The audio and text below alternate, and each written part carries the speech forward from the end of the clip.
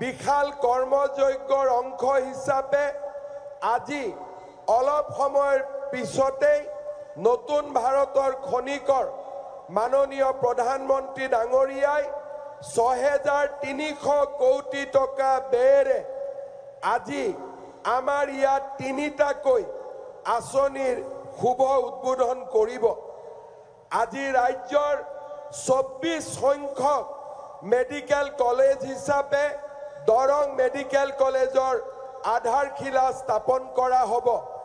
৫৭০ কোটি টকাৰে নিৰ্মিত হ'বলগীয়া দৰং মেডিকেল কলেজত GNM স্কুল আৰু নাৰ্ছিং কলেজো সন্নিবিষ্ট থাকিব।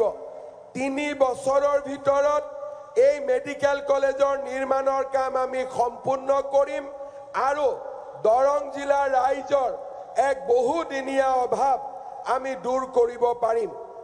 শ্ৰদ্ধাৰ ৰাইজ, প্ৰধানমন্ত্ৰী ডাঙৰীয়াৰ আগ্ৰহত আজি গুৱাহাটী সমগ্ৰ দক্ষিণ পূব এছিয়াৰ দুৱাৰদলিত পৰিণত হৈছে।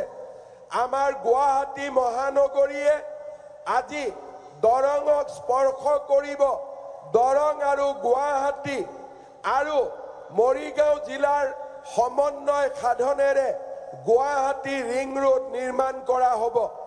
৪৫৩০ কোটি টকাৰে এই ৰিং ৰোড নিৰ্মাণ হোৱাৰ লগে লগে গুৱাহাটী মহানগৰীয়ে দৰঙক স্পৰ্শ কৰিব, মৰিগাঁওক স্পৰ্শ কৰিব আৰু আমাৰ সমগ্ৰ অঞ্চলটোত এক নতুন দিগন্ত উন্মোচিত হ'ব।